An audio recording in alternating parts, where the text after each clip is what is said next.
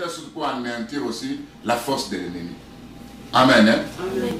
Maintenant, je ne vais pas prendre les 5 ministères parce qu'on est habitué toujours à parler sur les 5 ministères. Mais je vais un peu parler sur les 5 pierres. Je prends d'abord plusieurs exemples où je vais parler sur 5. Parce qu'on parle de la pierre. Vous devez noter ceci. Quand vous regardez Ésaïe chapitre 6, verset 6 à 7, la Bible dit que Ésaïe était là, il a vu la gloire de Dieu. Il a vu Dieu dans son temple. Et qu'est-ce qu'Ésaïe va dire? Ésaïe va dire ceci: malheur à moi, je suis perdu, car je suis un homme dont les lèvres sont impures. J'habite au milieu d'un peuple dont les lèvres sont impures. Et mes yeux ont vu le roi, l'Éternel des armées. Et l'un des séraphins vola vers moi, tenant à la main une pierre. Ça c'est Ésaïe 6, verset 6, vous descendez jusqu'en bas. Verset 5, vous descendez jusqu'en bas. Il dit, l'un des séraphins vola vers moi, tenant à la main une pierre ardente qu'il avait prise sur l'autel avec des pincettes. Il en toucha ma bouche et dit, ceci a touché tes lèvres. Ton iniquité est enlevée, ton péché est expié. Vous comprenez que c'est une petite pierre qu'on appelle la pierre ardente qui touche la bouche de qui? D'Ésaïe. Et ça fait quoi? Ça enlève l'iniquité. Ça expie le péché. Oh, nous savons que la petite pierre qui a enlevé l'iniquité, c'est le Seigneur Jésus-Christ lui-même. Amen. Qui a expié le péché. On va expliquer ça. Si je peux aller encore un peu plus loin, vous allez voir, il y a encore aussi la seconde petite pierre, selon Apocalypse chapitre 2, verset 17, où la Bible parle, à celui qui vaincra, je lui donnerai un caillou blanc, et sur ce caillou blanc est écrit mon nom nouveau. Ça c'est Apocalypse chapitre 2, verset 17. Que celui qui a des oreilles entend ce que l'Esprit dit aux églises. À celui qui vaincra, je donnerai de la manne cachée, je lui donnerai un caillou blanc. Et sur ce caillou est écrit un nom nouveau que personne ne peut connaître, celui qui le reçoit. Vous comprenez que il y a aussi un petit caillou blanc. Pour expliquer le petit caillou blanc, vous devez d'abord comprendre que Israël qui marchait en Égypte, de l'Égypte pour aller dans le pays de Canaan, arrivé dans un endroit, la Bible dit qu'ils avaient faim, ils avaient aussi soif. Mais en ce qui concerne la soif, Dieu qui va demander maintenant à Moïse de frapper les rochers. Est-ce que vous me comprenez? Oui. Et quand il frappe les rochers, l'eau sort et Israël habille l'eau de ces rochers.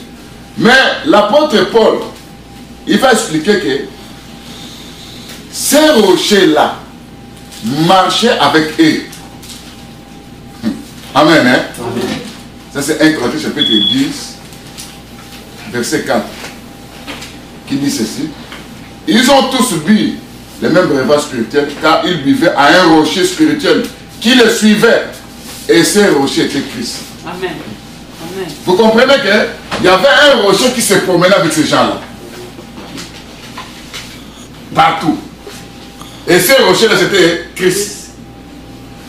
En regardant, en lisant ces versets, vous allez constater que Israël était habitué à de grandes choses. À un rocher, à des miracles, de grandes choses. Il voyait un Dieu grand, puissant. Mais le Seigneur, quand il vient sur la terre, au lieu de venir comme un grand rocher, il vient maintenant comme un petit caillou blanc. Amen. Est-ce que vous comprenez? Amen. Oh, un petit caillou blanc, on peut me soulever ça, mais un rocher ne peut pas soulever ça. Oui. On peut jeter ça. Oui. C'est pourquoi c'était facile à rejeter notre Seigneur Jésus-Christ. Amen, amen, amen. Est-ce que vous comprenez? Amen. Ça veut dire, en tant que petit caillou blanc, c'était facile. Donc, Christ vient sur la terre, un homme saint. Parce que la couleur blanche représente la sainteté de Dieu. Il était sans faute, sans péché. C'est ça, la couleur blanche. Et le petit caillou blanc, c'était lui-même. Il n'était pas venu comme un Dieu puissant, qu'on pouvait voir avec du feu.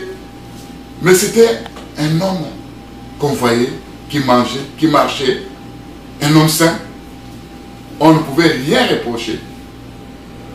Et quand Israël a vu ces petits cailloux blancs, bien aimé, la Bible dit que c'était, les petits cailloux blancs étaient un rocher de scandale.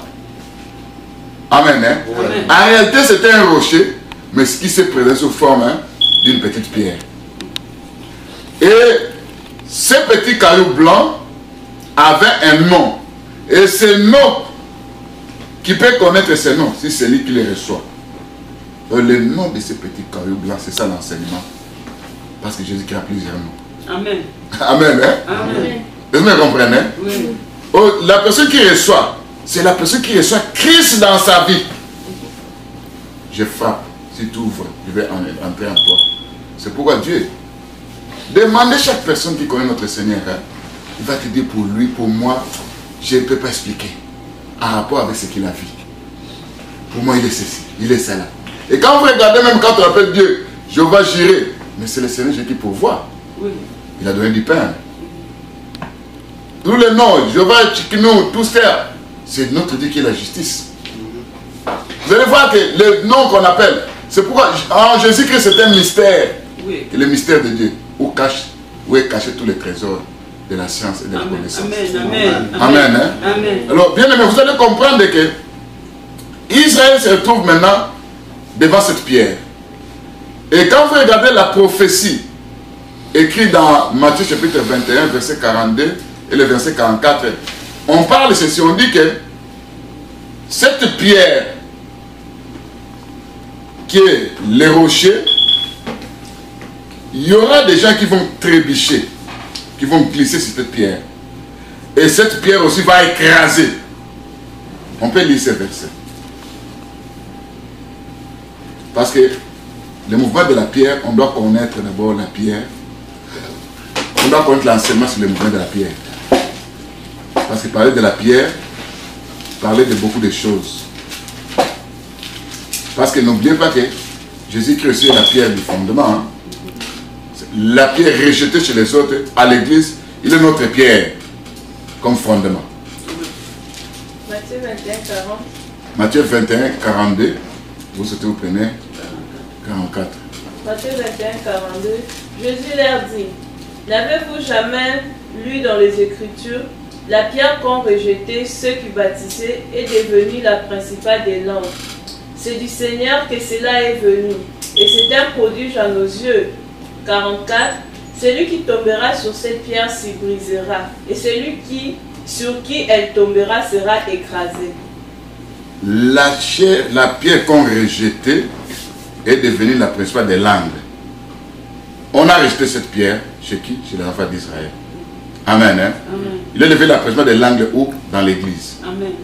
Amen. Amen. Maintenant, on explique en bas que celui qui tombera sur cette pierre s'y brisera. Celui qui est tombé sur cette pierre, c'est Israël. Amen. Mais cette pierre va écraser. Là, c'est une autre prophétie. On verra qui la pierre va écraser. Est-ce que vous comprenez? Oui. Donc, un verset qui contient plusieurs choses. L'histoire de l'église, d'Israël et de la fin du temps. Alors, je peux un peu retourner parce que je parlais sur les 5 pierres. Hein? J'ai parlé sur la pierre qui enlève l'iniquité, qui est le Seigneur Jésus-Christ. J'ai parlé sur le petit caillou blanc, qui est le Seigneur Jésus-Christ. Quand vous regardez, non, jusque-là, je ne parle pas du rocher, je parle de la petite pierre, parce qu'il y avait 5 pierres qu'on avait reçues. J'ai expliqué les 5 pierres qui peuvent représenter les 5 ministères, mais j'interprète ça aussi d'une autre façon. Hein? Quand vous regardez le jour où la femme de Moïse, Séphora, où Dieu devait tuer la femme de Moïse, mais c'est Séphora qui a pris une pierre. Hein? Et c'était la pierre aiguë. Et la Bible dit qu'avec cette pierre aiguë, il a fait la circoncision de l'enfant. Et il a pris le prépuce qu'il jeta au pied de qui? De Moïse. Et la colère de Dieu va s'apaiser. Oh, qui fait la circoncision du cœur? C'est notre Seigneur Jésus-Christ. Il est la pierre de circoncision.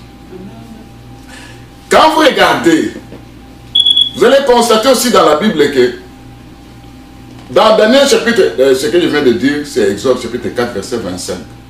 La pierre aiguë, la pierre de la circoncision. Et quand vous regardez, Jésus-Christ, selon Daniel chapitre 2, verset 34, il est la pierre qui sort d'en haut, qui descend, sans le secours d'aucune main, qui deviendra une grande montagne. Amen. Hein? Amen. Et vous allez constater aussi que David, en attaquant Goliath, il devait prendre la pierre et frapper Goliath au front. Donc je vais l'expliquer les 5 pierres. Vous avez compris? Amen. La première pierre, c'est la pierre ardente qui enlève l'iniquité de Jésus-Christ.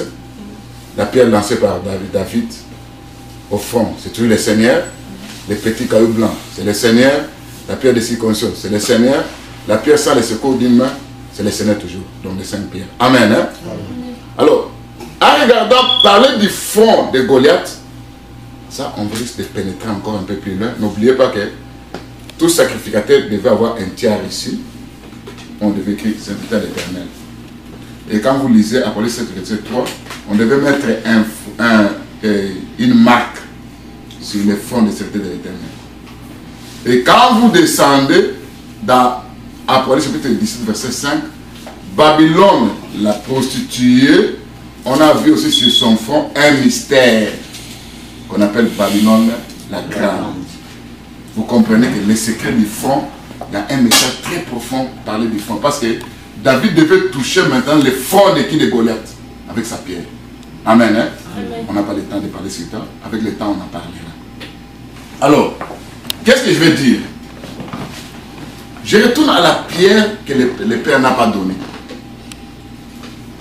Ça veut dire, le Père a donné le pain. Or, nous savons que la pierre, c'est aussi notre Seigneur Jésus-Christ. Mais quelle est la pierre que le Père n'a pas donnée? Ça veut dire, il parle de 2 temps. Le temps du pain et le temps de la pierre. L'espace qui se trouve entre le temps du pain et le temps de la pierre, qu'il ne va pas donner à ses enfants, c'est séparé par ce qu'on appelle l'enlèvement de l'Église. Amen. Hein? Amen. L'enlèvement de l'Église est quelque chose qui est réservé. Et vous allez voir que dans le livre d'Apocalypse, marqué les pains ont été partagés aux 7, mais il va prendre maintenant l'église de la Philadelphie. Parce que tu as gardé la parole de la présence en moi, je te garderai à l'aide de l'attention qui va venir sur le monde entier. Est-ce que vous comprenez? Oui. C'est pour vous dire qu'il y a quelque chose qui se passe. Il envoie les pains. Aujourd'hui, nous sommes au temps du pain. Jésus-Christ qui est le roc où l'église est bâtie. Amen. Hein? Les fondements. Mais maintenant, le pain, c'est la parole qui se donne, la parole pure, sans mélange. La parole où il y a l'interprétation, la pensée de Dieu à l'intérieur. La parole qui sauve, la parole qui guérit, la parole qui délivre. Maintenant, vous allez constater que cette parole est comme une couronne. C'est un enseignement. Pour que tu sois épargné de la seconde pierre, du malheur qui va venir dans le monde entier, il faudra garder la parole de la persévérance en Jésus-Christ. Ça c'est Apocalypse chapitre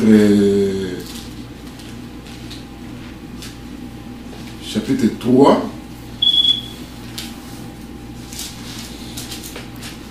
On prend le verset 10. Ça, c'est la lettre qu'on a écrite à l'église de Philadelphie. Apocalypse 3, 10. Oui. Parce que tu as gardé la parole de la persévérance en moi, je te garderai aussi à l'heure de la tentation qui va venir sur le monde entier pour éprouver les habitants de la terre. Vous voyez maintenant qu'on a parlé d'abord sur les pains qu'on doit donner à 7 ou à 8. Hein? Oui. Après quoi viendra les malheurs. Les pères donnent les pains, mais ils ne donnent pas la pierre. Mais la pierre sera donnée. Et quand la pierre sera donnée, ça sera le temps de la colère de Dieu. Ça sera le temps où Dieu va frapper. Est-ce que vous comprenez? Oui. C'est le temps où il y a la pierre qui va quitter le haut pour descendre en bas et détruire la statue de Nebuchadnezzar. Oh, la statue de Nebuchadnezzar représente, ça c'est Daniel chapitre 2 verset 34, ça représente le système de ce monde que nous voyons, où le monde était dirigé dans le temps. Il y avait les Babyloniens, il y avait les Mèdes, les Perses, il y avait les Grecs et les Romains. Pendant ce temps que nous vivons, ce n'est pas le temps des États-Unis, nous vivons le temps des Romains. Est-ce que vous comprenez? Maintenant, qu'est-ce que vous devez comprendre? Dieu va détruire le système de ce monde. Et quand il va détruire ce système, c'est pour établir son royaume sur la terre. Amen. Mais qu'est-ce qui se passe d'abord? Le Seigneur a profité sur beaucoup de choses. Quand vous lisez 2 Thessaloniques chapitre 2 verset 4, vous prenez le verset encore 8, vous allez constater dans 2 Thessaloniques chapitre 2 verset 4 à 8. 2 Thessaloniques chapitre 2. Verset 4 à 8. L'adversaire qui s'élèvera au-dessus de tout ce qu'on appelle Dieu ou de ceux qu'on adore, jusqu'à s'asseoir dans le temple de Dieu, se proclamant lui-même Dieu. Ne vous souvenez de ces choses lorsque j'étais encore chez vous, et maintenant vous savez ce qui les retient, afin qu'ils ne paraissent qu'en son temps. Car le mystère de l'iniquité agit déjà. Il faut seulement que celui qui les retient encore ait disparu. 8. Et alors paraîtra l'impie, que le Seigneur Jésus détruira par le souffle de sa bouche, et qu'il anéantira par l'éclat de son avènement. Vous voyez? Il y a un verset que j'ai voulu que je veux qu'on puisse voir. C'est le verset où la Bible parle de il écrasera par l'éclat de son avènement. Amen. Hein? Ou écraser, c'est ça, c'est la pierre qui vient maintenant jouer le rôle d'écraser. Est-ce que vous comprenez? Ça c'est... Or, la Bible dit que c'est l'apôtre Paul qui est en train de dire aux Thessaloniciens que pour le moment, il y a quelque chose qui retient l'impie, l'antichrist, la bête, pour qu'il puisse apparaître à son temps. Qu'est-ce qui retient l'impie? C'est l'église qui est encore sur la terre. Amen. Amen, hein? Amen. Tant que l'église n'est pas encore enlevée, l'impie ne peut pas paraître exactement avec, mais son ministère, le ministère de l'iniquité, agit déjà. Aujourd'hui, nous avons l'abandon de la foi. Les gens n'aiment plus la parole pure. Ceux qui préfèrent la parole pure sont taxés de n'importe quoi. Amen. Hein? Amen. La crainte de Dieu, l'abandon de la foi, les gens abandonnent la parole de Dieu. Les gens sont habitués maintenant à se rencontrer le dimanche dans des églises où on préfère garder les gens dans leurs péchés, où on dit ne touchez pas ça, surtout ici aux États-Unis. Et si vous prêchez tout ça, vous voyez, les gens vont fuir par-ci par-là. Mais nous sommes au temps où le Seigneur a dit, il s'est réservé 7000 personnes qui n'ont pas fait le jeûne devant Baal. Amen. Amen. Il y a un reste toujours qui garde encore la parole de la persévérance. Oui. Amen. Hein? Amen. Alors vous allez constater que le Seigneur dit, alors paraîtra l'impie. Dès que l'église est enlevée, l'impie apparaît. Et le Seigneur dit ceci, l'apparition de cet impie se fera par la puissance de Satan, ça c'est le verset 9, ou tu peux lire 9 jusqu'au verset 12. Toujours. Oui. 9 à 12. L'apparition de cet impie se fera par la puissance de Satan, avec toutes sortes de miracles, des signes et des prodiges mensongers, et avec toutes les séductions de l'iniquité pour ceux qui périssent, parce qu'ils n'ont pas reçu l'amour de la vérité pour être sauvés. Aussi Dieu leur envoie une puissance d'égarement pour qu'ils croient au mensonge, afin que tous ceux qui n'ont pas cru à la vérité, mais qui ont pris le plaisir à l'injustice, soient condamnés. Vous comprenez bien, aimé, qu'il y a quelque chose qui se passe. Le Seigneur explique que quand l'église sera enlevée, d'abord pour être enlevée, il y a des conditions. On va voir ces conditions dans l'enseignement sur les 12 portes de Jérusalem qui ont été détruites. Amen. Hein? Amen. Vous constatez que le Seigneur dit que les gens n'ont pas reçu l'amour de la vérité. Parce que l'église est la colonne l'appui de la vérité. Amen. Mais les gens n'ont pas reçu cet amour. C'est pourquoi Dieu va leur envoyer une puissance d'égarement pour qu'ils croient au mensonge. C'est ce que le Seigneur avait prophétisé. Le Seigneur avait dit dans Jean 5, 43, il avait dit ceci. Je suis venu au nom de mon Père, vous ne me recevez pas. Et si un autre vient en son propre nom, vous le recevrez. Vous comprenez, il y a un autre qui viendra. Hein? Amen, hein? Amen. Et cet autre qui viendra, la Bible dit qu'il fera des miracles, des prodiges, avec la puissance de Satan. Et les gens de ce monde vont croire que voilà Christ est venu. Vous savez qu'aujourd'hui, au temps où nous vivons, les gens ne parlent même pas de l'enlèvement. Pour eux, ils disent, le Seigneur vient bientôt, le Seigneur vient bientôt. Et comme ils ne savent pas que l'enlèvement sera d'abord là, et quand ils verront quelqu'un venir, avec des prodiges, des miracles, le monde va croire. Amen, hein? Que ça c'est Christ, alors que ce n'est pas Christ. La Bible dit qu'ils n'ont pas reçu l'amour de la vérité, je leur envoie une puissance d'égarement pour qu'ils puissent croire au mensonge.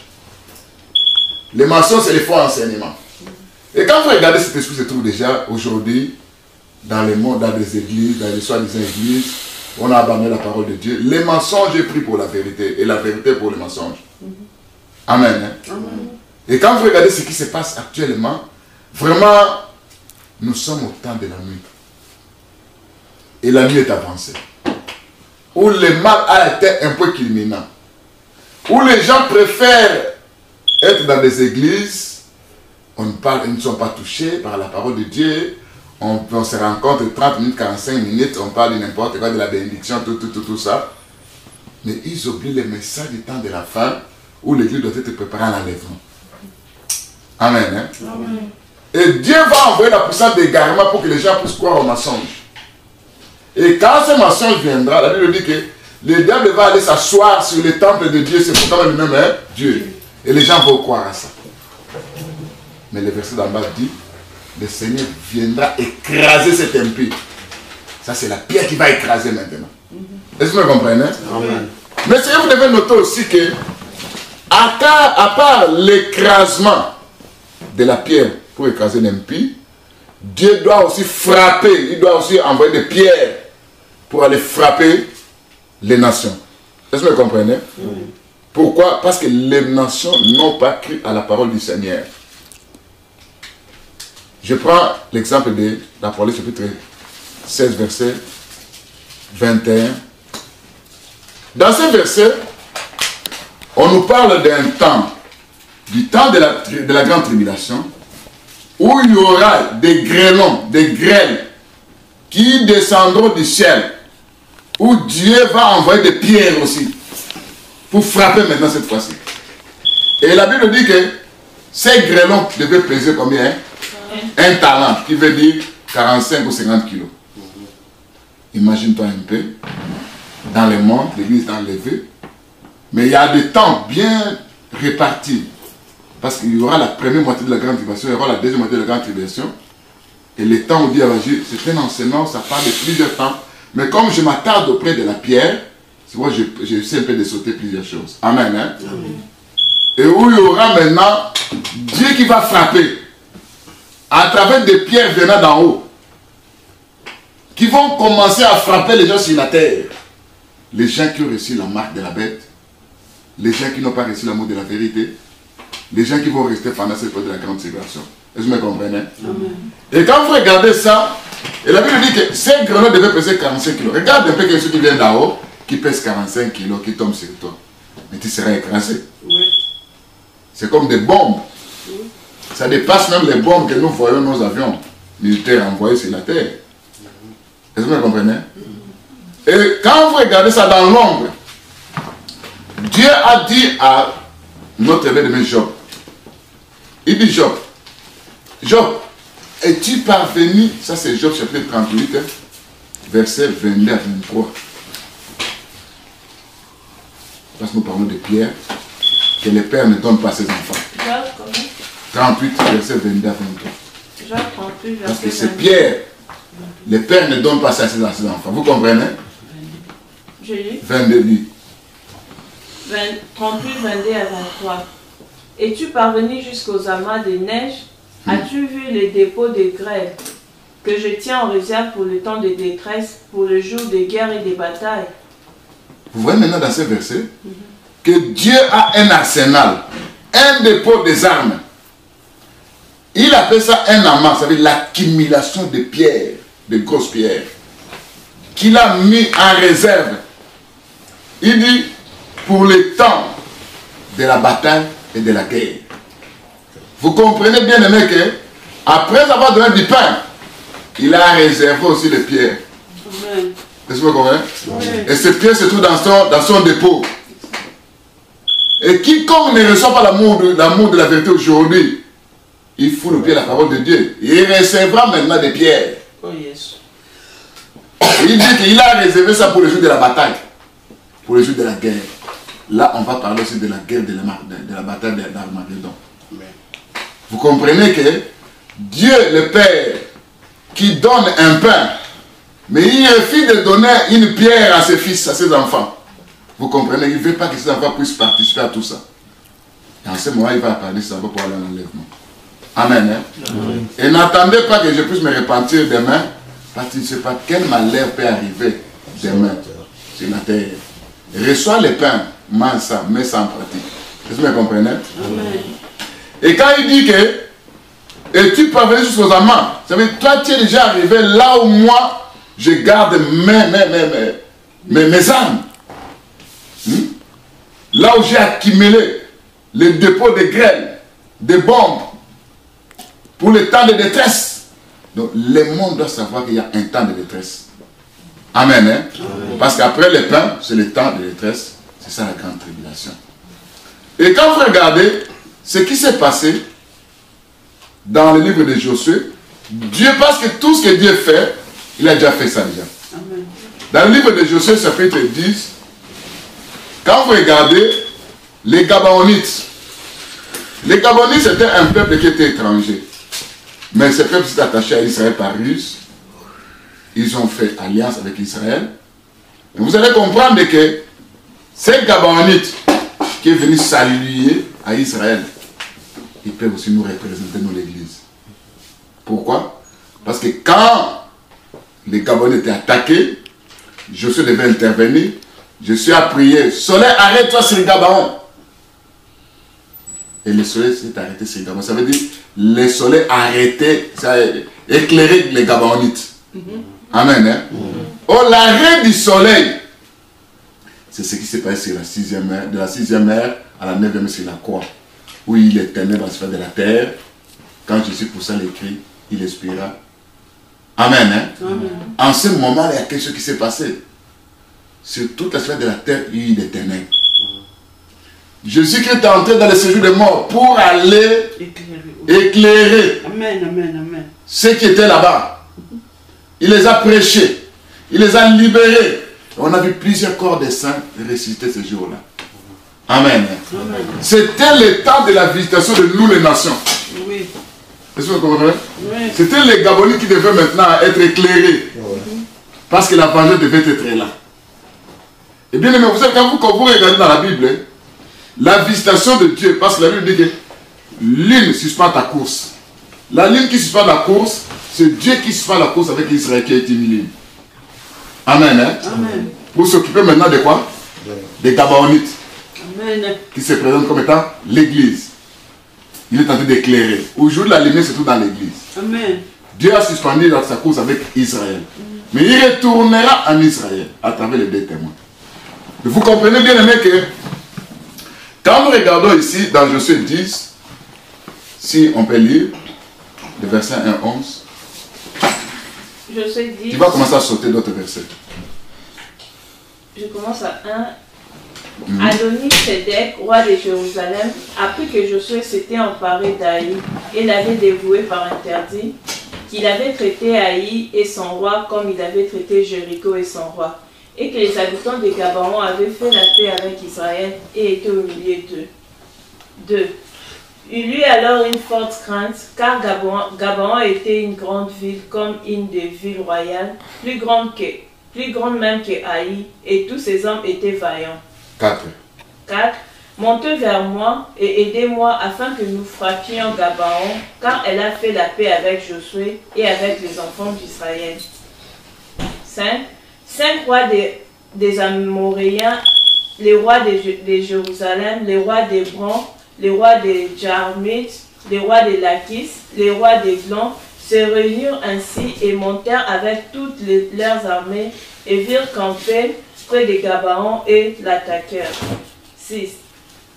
Les gens de Gabaon envoyèrent dire à Josué au camp de Gilgal: n'abandonne pas tes serviteurs, monte vers nous en hâte, délivre-nous, donne-nous du secours, car tous les rois des Amoréens qui habitent la montagne se sont réunis contre nous. 8. L'Éternel dit à Josué: ne les crains point, car je les livre entre tes mains, et aucun d'eux ne tiendra devant toi. 9. Josué arriva subitement sur eux, après avoir marché toute la nuit depuis Gilgal. 10. L'Éternel les mit en déroute devant Israël, et Israël leur fit éprouver une grande défaite près des Gabaon, les poursuivit sur les chemins qui montent à Beth-Horon, et les battit jusqu'à Zeka et à Makeda. 11. Comme ils fuyaient devant Israël et qu'ils étaient à la descente de Beth-Horon, l'Éternel fit tomber du ciel sur eux des grosses pierres jusqu'à Zeka. Ils périrent, ceux qui mourirent par les pierres de grêle furent plus nombreux que ceux qui furent tués avec l'épée par les enfants d'Israël. Amen. Amen. Vous voyez maintenant qu'on explique les combats, la bataille qui s'est passée dans le pays des Gabonites, où Josué devait intervenir. Et Dieu à son tour devait intervenir du haut des cieux en envoyant des grosses pierres pour frapper tous ces gens-là. Vous comprenez bien, aimé, que les pierres sont réservées non pas aux enfants, mais aux turbulents, aux tétis et de ceux qui rejettent la parole de Dieu. Amen. Hein? Amen. Vous comprenez que Dieu ramène toujours. Donc, selon le plan de Dieu, le temps du pain, le temps du poisson, le temps de l'œuf, c'est le temps de la grâce. Après ce temps, viendra maintenant le temps de la pierre, où Dieu va frapper. Est-ce que vous me comprenez? Amen. Et quand Dieu va frapper, ça sera quelque chose de terrible. Oh, mieux veut tomber d'entre les mains des humains que de tomber dans les mains de Dieu, qui va te délivrer. Est-ce que vous me comprenez? C'est pour vous dire, bien aimé, que nous sommes au temps où la grâce est encore frappée. C'est en ce moment que tu dois te préparer pour aller à l'enlèvement. Et si tu n'es pas prêt pour aller à l'enlèvement, sache que tu seras frappé par Dieu. Est-ce que vous me comprenez? Et quand tu seras frappé par Dieu, quand je vais expliquer maintenant les serpents, c'est là que je vais parler sur Dan, parce qu'il donne les serpents, et Dan qui est comme un juge. Amen. Hein? Amen. Et je vais parler de cela dans ce jugement. Et quand je vais parler sur les scorpions, je vais parler de comment seront ces frappes. Aujourd'hui, en tant qu'enfant de Dieu, nous sommes au temps de la grâce. Amen. Hein? Amen. Répentons-nous. Abandonnons nos péchés. Fuyons là où on ne prêche pas la vérité. Cherche la vérité qui est la parole de Dieu, afin que tu sois préparé à l'enlèvement. Parce que le Seigneur vient bientôt pour prendre son église. Amen. Amen. Le temps du pain, le temps de l'œuf, le temps du poisson est encore là. Mais il y a un malheur qui va arriver bientôt. Les églises doivent se préparer à l'enlèvement. Les enfants de Dieu doivent se préparer, les serviteurs de Dieu. La Bible dit que malheur aux femmes qui seront enceintes à ce jour-là et à ceux qui allaiteront. Quand la Bible parle comme ça, les femmes enceintes, ce ne sont pas les femmes enceintes physiques et ceux qui allaitent comme ça. Une femme enceinte, c'est un ministre qui a un peuple dedans de lui. Souvenez-vous de qui? De Rebecca. Quand elle était enceinte, elle est allée consulter la femme sage. On lui a dit qu'il y a deux peuples qui se trouvent au-dedans de toi. Amen. Hein? Être enceinte, c'est avoir un peuple. Et la femme enceinte qui va rester avec ses enfants, cet enfant enceinte, c'est un ministre de Dieu. Les ministres qui sont dans des églises où on ne prépare pas l'église en enlèvement, ils vont, et les ministres, et les soi-disant ministres, et les enfants qui vont rester, malheur à eux. Et quand on parle aux femmes qui allaitront, ça veut dire allaiter, c'est prêcher. Parce que nous donnons à la loi et au témoignage qui sont les deux mamelles. Amen. Hein? Amen. Maintenant, quand on dit malheur aux femmes qui allaitront en ce jour, c'est malheur aux prédicateurs qui font rester en ce jour-là. On s'arrête aujourd'hui par là. On va continuer le dimanche prochain pour prendre maintenant les serpents et les scorpions. Que Dieu bénisse sa parole. Amen.